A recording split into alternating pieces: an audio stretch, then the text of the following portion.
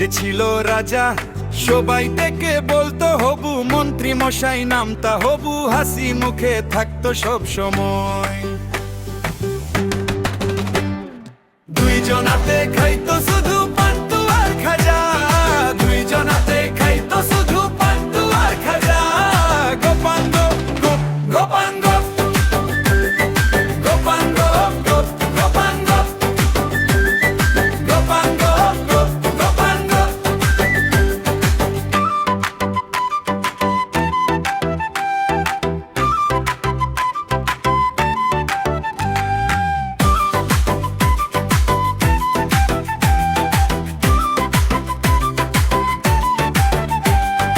রাজবাড়িতে বিকেল বেলা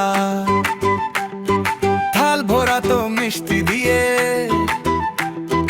দেখতে দেখতে শেষ হয়ে যেত, শেষে হতো পেট ধরে হাসাহাসি। দুইজনাতে খাইতো